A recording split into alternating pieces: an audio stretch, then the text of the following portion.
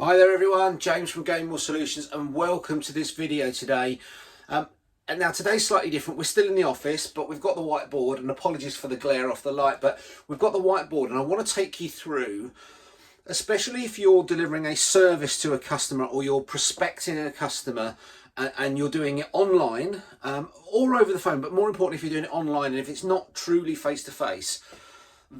What you're going to see here is going to help you to be able to make yourself appear as real as you are, but in the right way. Now, before I go through, and we've got 4 bullet points, I'm using these magnets as bullet points, but before we go through that, I can't take the total credit for this. This has come from something that I truly believe in. It's a book called .com Secrets by Russell Brunson. And Russell Brunson runs and owns ClickFunnels, an online software company that allows people to build sales funnels to sell products. And if you park that to one side, one of the things that he trains out is the aspect of having what's called the attractive character. Now, in this environment, you are the attractive character. So if you're selling yourself and your services, you are that attractive character. And when you take that attractive character, there are 4 key things that you need to do in order to make that truly work for you. And within the next 5 or 6 minutes, you'll know them, yeah? And this is all about being authentic. This is not about making stuff up. This is about looking at how you project yourself and how you present yourself to your customers and your prospects and people in general, and put it in such a way that it makes you that person that they want to go to, that they believe in, that they trust. So there's 4 key areas. The first one we're going to look at is backstory. So every single attractive character that is successful out there will have a backstory. Now, this isn't about creating falsehoods and creating lies about what successes you've had. This is about being authentic. This is about having your own backstory that's affected you in your life. So let me explain to you mine, and whether I'm telling you this now, I told you this a year ago, or I tell you this in 10 years' time, the story won't change because this is my backstory. So I came out of secondary school, high school in America in effect. So secondary school in the UK, I went into food retail management, helped run stores, went into global field sales and marketing, was part of a company that we bought that was taken under and went into administration. I lost a lot of money overnight. I had a family member with a cancer diagnosis at the same time. So all my priorities changed. I had no job, no money, no sort of, no work, no income. I then created what you see today in terms of Game More Solutions, and have helped lots of businesses get better at what they do. And that's one of the key things that's drives me. So that's my backstory. So yours will be different, but what you need to do is you need to understand your customer needs to engage with you. They need to trust you, and you need to share a bit of yourself that's authentic. And I keep saying the word authentic and real. It has to be truthful.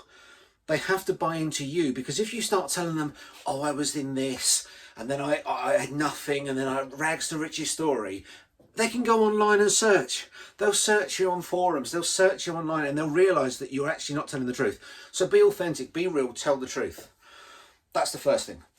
The second one is the power of storytelling. Now again, we're not telling falsehoods, we're telling stories, we're telling and giving experience.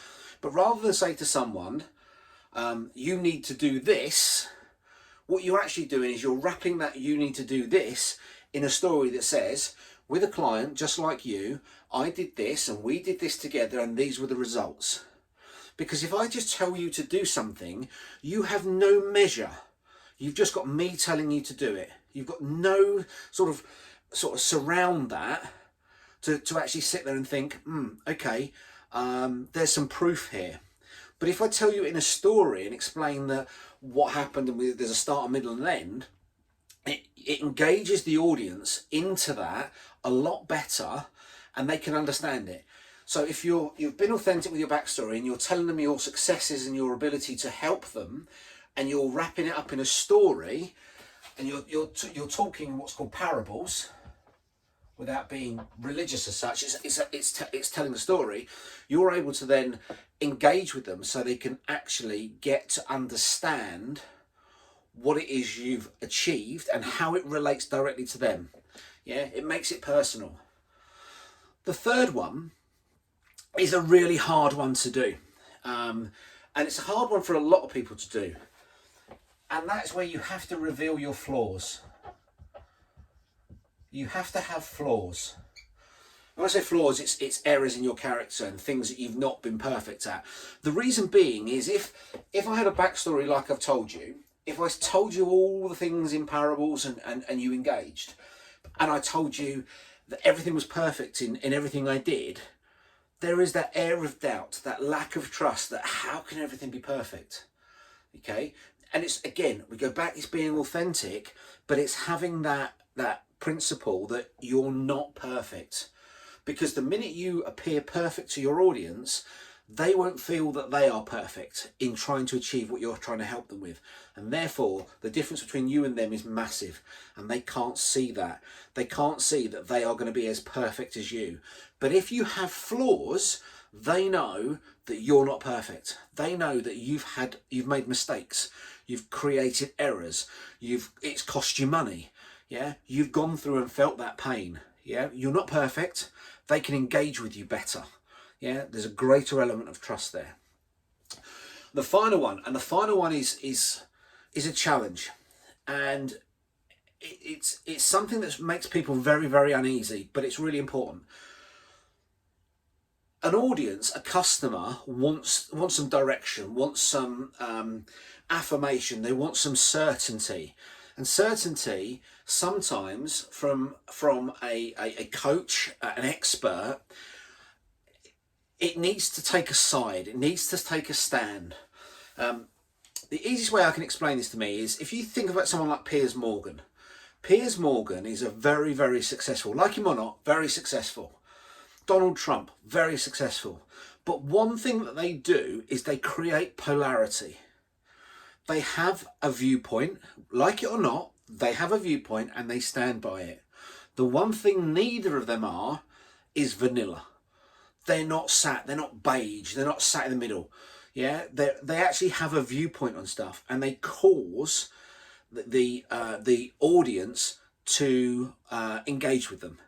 So if you think about this with someone like Piers Morgan, and it's probably not the first time I'm ever going to talk about Piers Morgan in one of these videos, but if you think about Piers Morgan, 50% of the people in the UK probably like him. Yeah, and I'm picking numbers, so please don't email me back or create messages saying it's not 50%.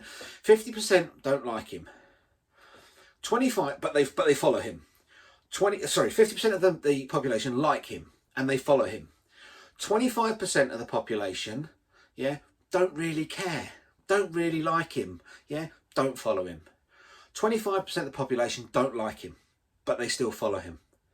So even having that polarity of a different viewpoint still creates people to engage with them, albeit in a different way. And he's not there to try and turn people around, yeah? But you have to take a stand and you have to have a viewpoint on things at times.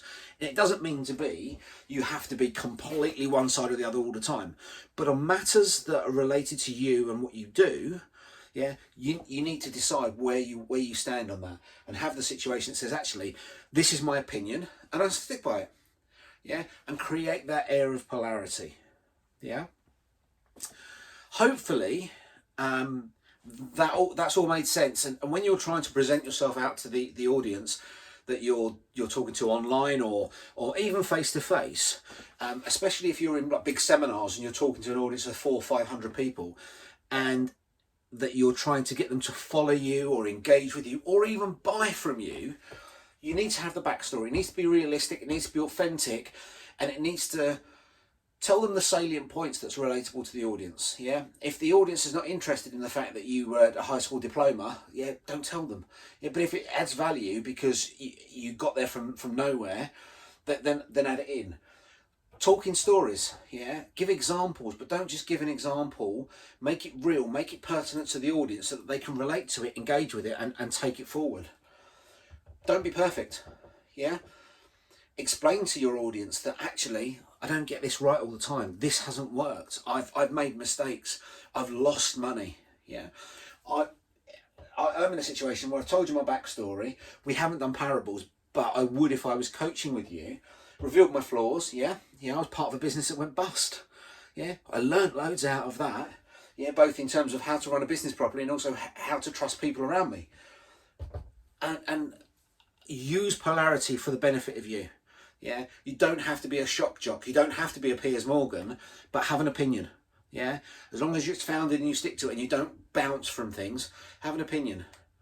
Guys, great to speak to you again. Yeah, if you want any support, any questions, queries, please head over to www.gainmoresolutions.com or drop an email into hello@gainmoresolutions.com, and we'll do our best to try and help and answer your questions and queries.